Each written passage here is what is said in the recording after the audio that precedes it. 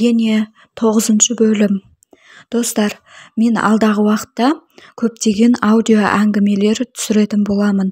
Мені жоғалтып алмас үшін менің каналыма тіркеліп қойыңыздар. Таңертең ерте тұрып, сиыр сауып, шалыма да таңғы асты өзім беретін болдым. Қайтадан үй тіршілігіне араласа бастадым. Бұрын бар киімімізді үлкен келін айтқызбай-ақ іш киімімізге дейін кір салғыш себеттен алып, жуып, кептіріп, жинап алып, салып қоятын.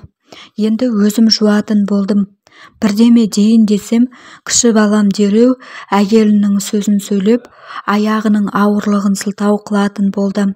Бір күні әдеттегідей ерте тұрып, сиыр сауып, шелектен сүтімді көтеріп келе жатсам, дарбазадан Гүлзия кіріп келді.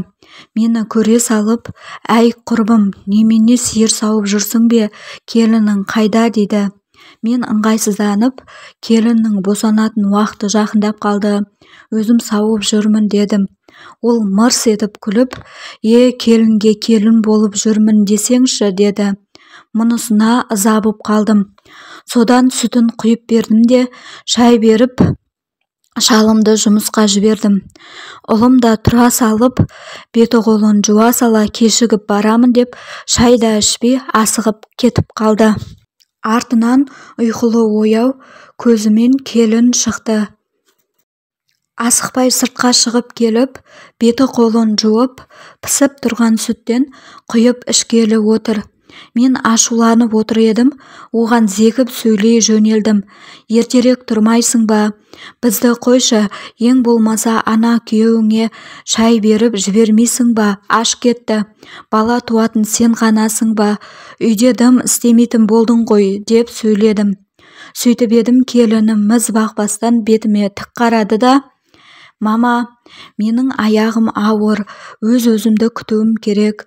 Бұл уақытша. Алла бұйыртса аман есен босанып алайын, сосын өз-өзіме келейін. Күйеуім аш қалмас, жұмысында асхана бар ғой, оның үстіне үнемі осылай емес қой, бүгін ғана шамалы мазам болмай тұр» деді. Келінімнің жайдарлы күйіне одан әрі жыным келді. Өзімде жүйкем жұқарып жүр еді. Гүлзидің үстімнен күліп кеткені бар. Ашуланып, келінге дауыс көтеріп, аузыма келгенді айтып ұрыстым. Келінім сол отырған күйі көзі бақырайып маған қарап қалды да, бір кезде ол да ашуланып кетті. Маған қарап, «Неменеге мені балағаттап жатырсыз?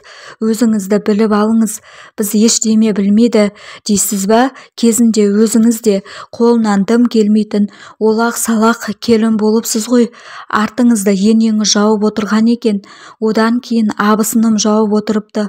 Оның өзін мойындағыңыз келмей, күн көрсетпей жібердіңіз. Сыйлағанды білмедіңіз. Мені де аяғы ауыр боп келді деп, маған тойда ештеме жасап бермедіңіз. Мен балаңыздың алдында пәкпін. Маған сол да жеткілікті. Аллаға шүкір, олай келсем де қолымнан бәрі келеді. Ал білмегенімді абысыным үйретті. Сондықтан да сыйыңызды кетірмеңіз. Мен сізге үндемей, бәрін іште жұтып жүре беретін абысын емеспін деп орнынан тұрды да бөлмесіне кетіп қалды. Келіннен мұндай сөздерді күтпеп едім. Келіннің мұндай сөздерінен кейін көз алдым тұманданып, басым дыңылдап кетті. Жүрегім қысылды. Сөйтіп мазам болмай ауырып қалдым. Бөлмеме кіріп жатып қалдым.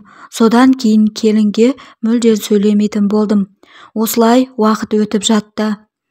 Айы күні жетіп, келінім ұл босанды. Бұған барлығымыз қуандық.